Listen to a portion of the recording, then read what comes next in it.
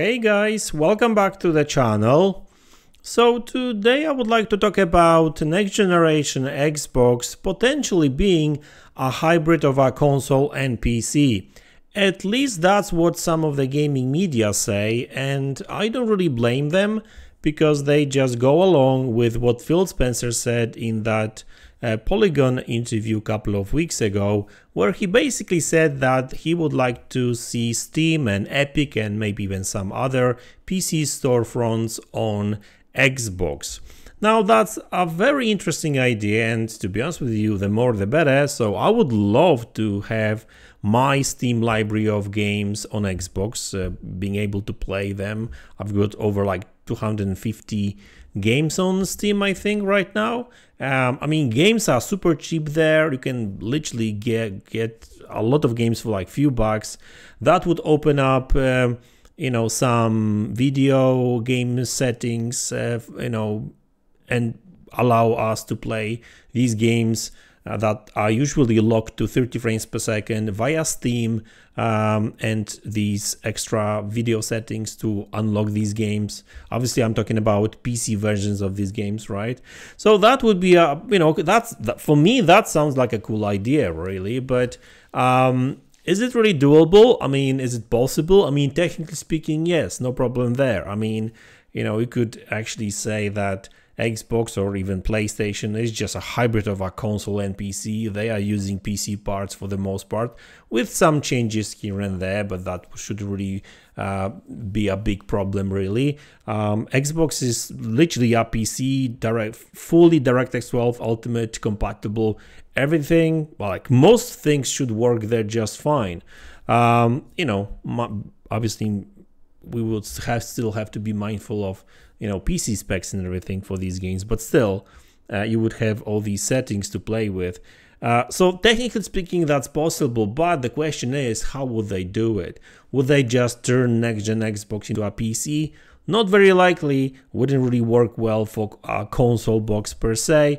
They could maybe create a custom version of Windows 11 or Windows 12, which is apparently coming at some point in the future, who knows, which would have these core systems basically required to run Steam games too. So all the libraries for PC and everything, all the drivers for AMD cards and everything. I mean, that's possible too, right? But the problem with opening up console per se and basically turning that into a PC is that it would expose other parts of the system for hacking, right? I don't think Xbox would like their system to be hacked, right? And so I don't know how that would actually work, if that would be actually beneficial for Xbox. I remember when PlayStation 3 did a similar thing. I'm not sure if you remember, but on PlayStation 3, there was very early in the generation, we were all able to install a special version of PlayStation 3 Linux. So it's like a separate operating system. And that was like a full-blown operating system, like Windows or any other Linux distribution. But they scrapped that, they blocked that after a couple of months, maybe a year, because that was opening up PlayStation 3 for hacking. And, people were able to actually, check all the security things on PlayStation 3 and that kind of stuff, and hack them and stuff, right? So they got rid of it and patched the PlayStation, and you can't really do that anymore. So really, like, opening up Xbox for something like that or similar would obviously pose a similar hazards, right? So I'm not 100% sure if that's really going to if that's going to be the way they would do that. There's another way to do that, and that would be just a license transfer. Obviously, that would not be that great for us gamers, because that would give us less options and less games potentially too. because you know, basically you would just get a license transfer from, you know, Epic Store or Steam for a game that is on the Xbox already, right? I mean, it works in a similar way on PC already with Game Pass, where a game from EA, for example, gets added to Game Pass on PC, but you don't play it via Game Pass app natively. It just connects, that Game Pass app connects with EA, you know, launcher, and you play a game there, right? It just gives the license, right? So that, I think that's more likely to happen when it comes to Xbox, at least initially. Who knows what's going to happen in the future? But I guess that would be a way to do it, right? And I think that is one of the more probable ways to do it. But the problem is that with that approach, you would not be having access to all your Steam library.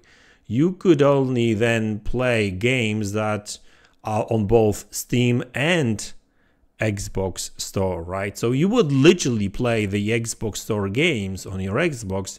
You know, you would just get a license transfer, right? So obviously that wouldn't really excite me much. I mean, it wouldn't excite me at all, really, to be honest with you, because that wouldn't really give me any extra options. I mean, sure, I would have access to, I guess, cheaper games. So, I mean, that would be a plus. But, you know, what really excites me about having a Steam on Xbox is to have all these settings, to be able to change settings around. And so I would really actually prefer maybe some form of a Steam environment that would be better protected when it comes to hardware or some of the Xbox systems. So that would be maybe a third approach. And obviously, I'm not a developer. I'm not an expert on operating systems and that kind of stuff. I mean, all these systems still work, you know, actually runs on different VMs. So maybe there would be like I mean, I don't think they would allow Linux. I mean, maybe there would be a additional version of Windows that would be still protected and everything, but you will literally have more games accessible, because you would, you know, it is still a PC, so, you know, you would get AMD drivers there and everything. So, you know, it should work, I guess.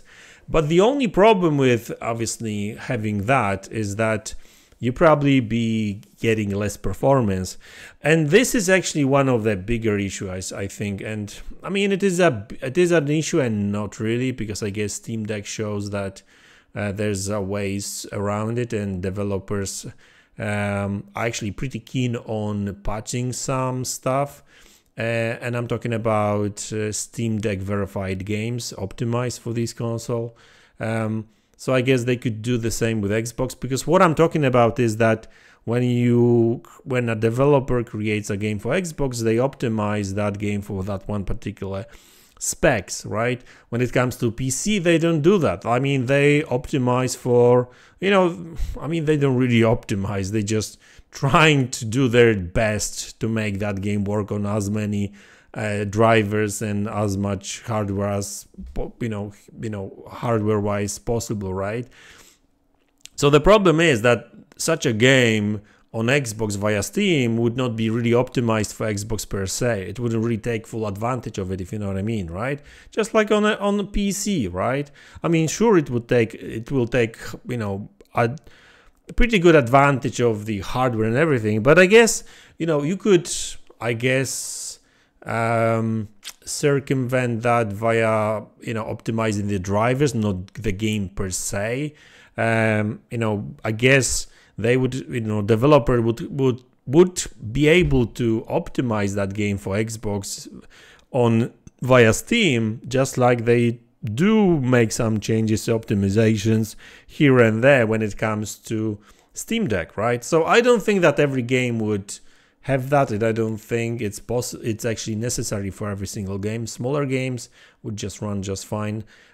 So, you know, there's so many different possibilities, and, you know, me personally, I would love to have all of my Steam library available on Xbox, because it would be so cool.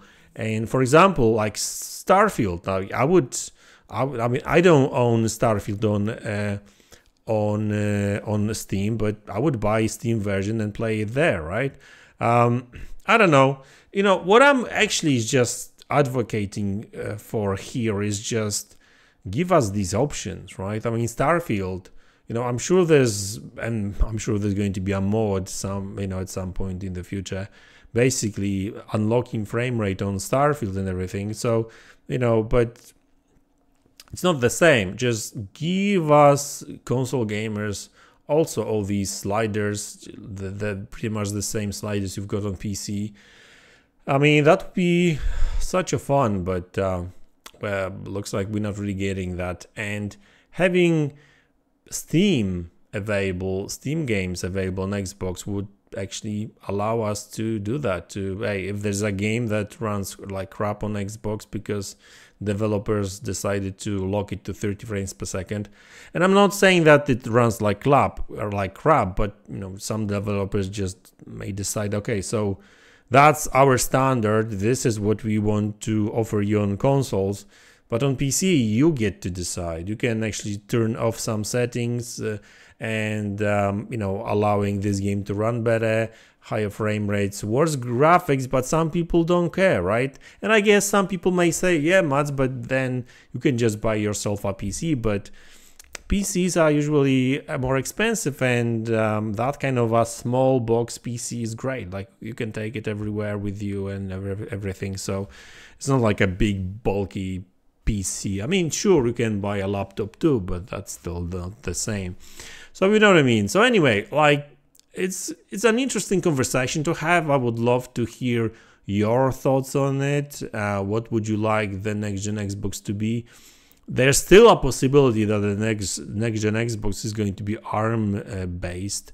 Well, that would be fun, right? But they would have to make sure that the emulation layer is good. But who knows, right? I mean, Xbox talks about, Sarah Bond talks about the biggest technical leap ever in console space. So hey, you know, I'm not hyping anything up really. So I don't think that technical leap is going to be about power per se. I think it's going to be more about like new technologies that have never been used before.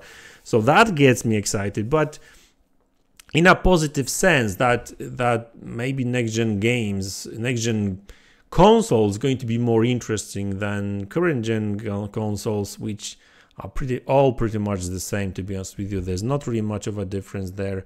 I mean, yes, Xbox Series S is way less powerful, but we knew that from the start, right? So listen, it's going to be interesting couple of years ahead of us. I'm really looking forward to that autumn announcement, Xbox hardware announcement they are planning to have. We still know what that's all about, but hey, Sarah Bond did say that, so there's going to be some interesting hardware announcement this fall. So looking forward to that. So guys, that's the video. Hope you enjoyed it. Let me know in the comment section below what you think about it, and I will see you all in the next one. Take care.